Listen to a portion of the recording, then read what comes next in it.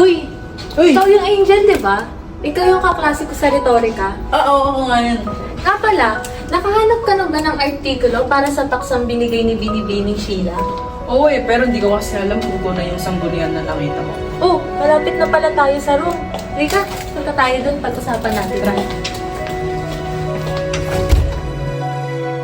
Nga pala, Tiana, di ba paksa natin sa rhetoric ay sex education? Nakalat na ba na sanggunian mo?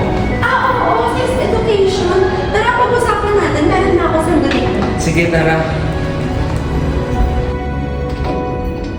Uy, nandiyan na pala kayo? Ang aga niyo naman! Guys, Hirap maghanap ng babasahin na artikulo tungkol sa sex education. Oo nga, kahit dito, wala akong makita na maayos na nagsulat at nagbahagi. ha? Wala pa kayo? Eto, may re-recommend ako sa inyo. Ang artikulong nagngangalang Sex Education is Essential, Sex Ed for All Talking Points, ay isang lehitimong babasain at sanggunian na isinulat ng organisasyong Healthy Teen Network ngayong taong 2024. Ang organisasyong na ito ay nakatatag sa Churchville, Maryland sa Estados Unidos.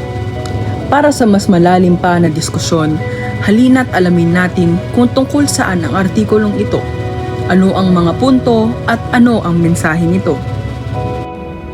Alam niyo ba na ang artikulo na ito ay naglalaman ukol sa sex education at kung ano pa ang mga paksang konektado dito? Ang pinakamagandang edukasyon para sa mga kabataan ay ang sex education. Ayon sa artikulong ito, ang sex education ay nagbibigay ng kaalaman lalo na sa mga kabataan.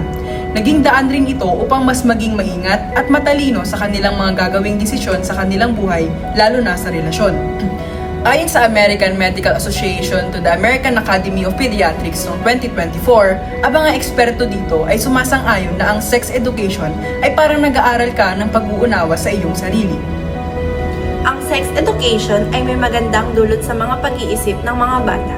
Ayon sa Healthy Teen Network 2024, gumagana ang pagtuturo ng sex education para sa mga kabataan.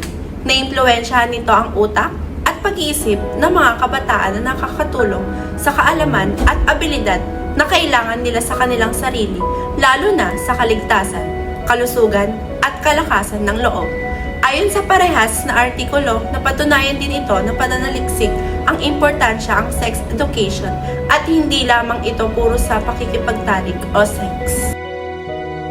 Ang sex education ay isang mahalagang aspeto ng edukasyon na madalas napapabayaan sa Pilipinas, na nagreresulta sa kawalan ng kaalaman ng mga kabataan tungkol sa mga panganib ng premarital sex, tulad ng maagang pagbubuntis at sexually transmitted infections o STIs.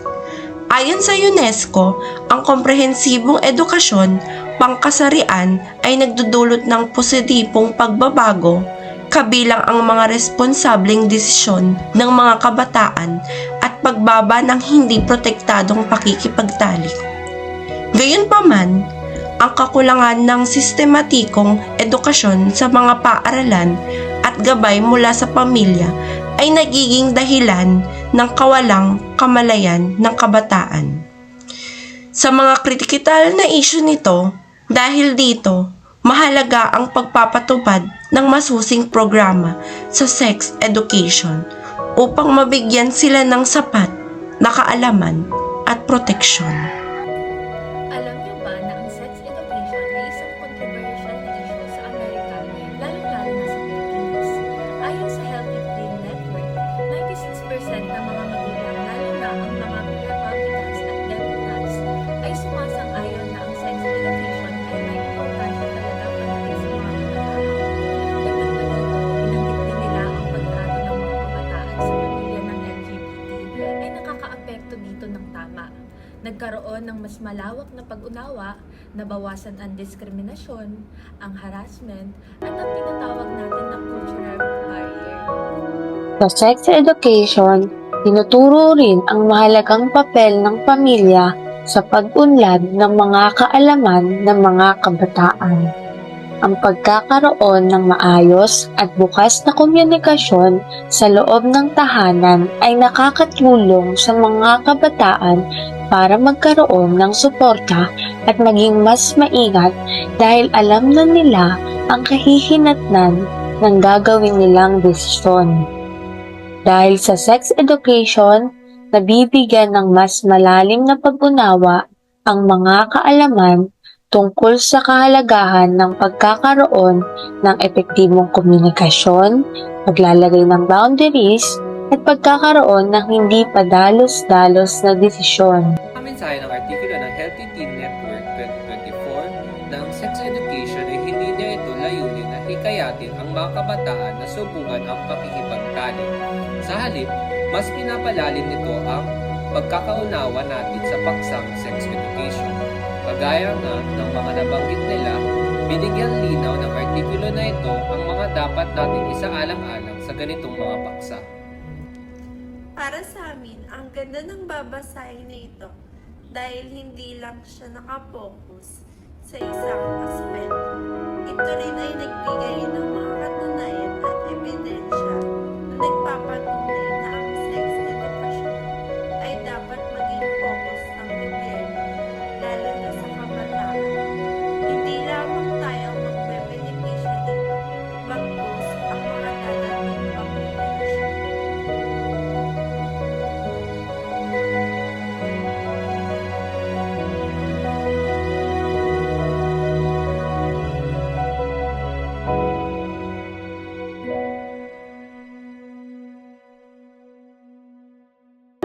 Inirekomenda ko ang artikulo na ito tungkol sa sex education dahil pinapakita na ang komprehensibong sex education ay hindi lamang simpleng biological na leksyon, kung hindi mahalagang kasangkapan para bigyang kapangyarihan ang mga kabataan.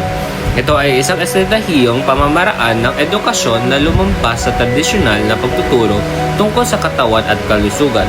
Mula elementary hanggang high school, ang sex education ay naglalayong magturo ng mahalagang kakayahan sa buhay. Binibigyan diin nito ang mga kritikal na konsepto tulad ng konsensya, pagtatakda ng mga hangganan, pagbuo ng malusog na relasyon, at paggalang sa pagkakaiba-iba. Ang mga aralin ay dininsenyo ng angkop sa edad na tinitiyak na ang mga kabataan ay nagkakatanggap ng impormasyon na aayon sa kanilang pangunawa at pag-unlad. Pinatunayan na ang pananaliksik ang mga malawak na benepisyo nito.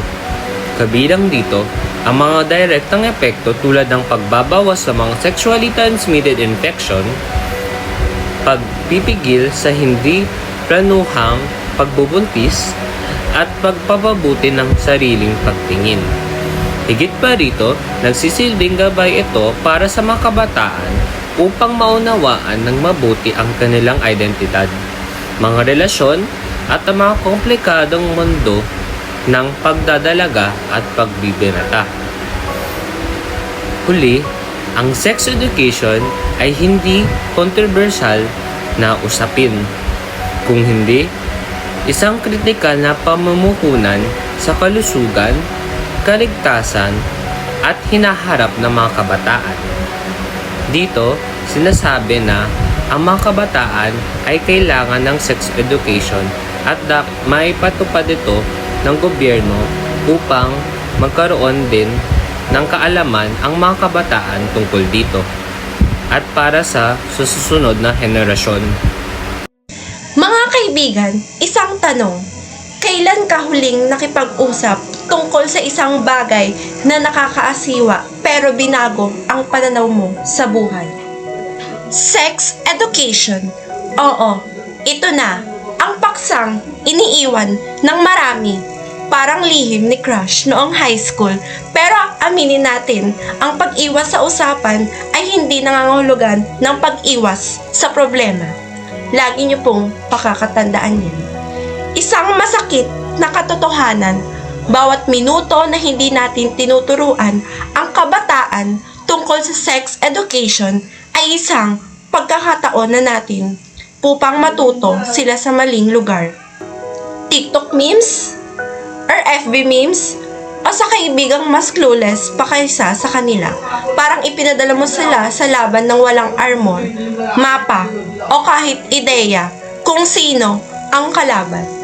Ganoon ang pakiramdam kapag ipinagkakait natin sa kanila ang tamang kaalaman. At teka, baka iniisip mo na ito'y para takutin sila sa relasyon. Mali, ang sex education ay tungkol sa kapangyarihan. Ito'y tungkol sa tamang desisyon, respeto, kalusugan, at proteksyon mula sa pagkakamaling pwedeng maiwasan. At ito pa, may pruweba. Ang mga bansa may comprehensive sex education ay mas mababang kaso ng teenage pregnancy at STIs. Coincidence? Hindi siguro. Isipin mo, isang henerasyon na hindi takot pag-usapan ang kalusugan nila, marunong gumawa ng responsableng desisyon at nagbibigay halaga sa consent. Isipin mo kung gaano karaming drama ang mababawasan sa social media. Kaya tara, gawin na natin ito. Ang sex education ay hindi problema. Ito ang solusyon na matagal na nating iniiwasan. At ang usapan dito na nagsisimula, kasama tayo. Maraming salamat at tandaan, maging mausisa at maging edukado. Para sa akin, napakaganda talagang basahin itong artikulo na ito. Inirerekomenda ko ito dahil mas napapalalim nito ang kaalaman natin, lalo na tayong mga kabataan tungkol sa sex education. Bukod pa dyan, tinatalakay din dito ang mga usapin na humahadlang sa pagsulong ng sex education sa mga eskwelahan at lipunan natin. Dapat nating maintindihan na ang sex education ay hindi lamang isang simpleng bahagi ng ating buhay. Bagkus, isa itong pundasyon na naghuhubog sa mga kabataan upang maging mas malusog, responsable, at may malasakit sa sarili at kapwa.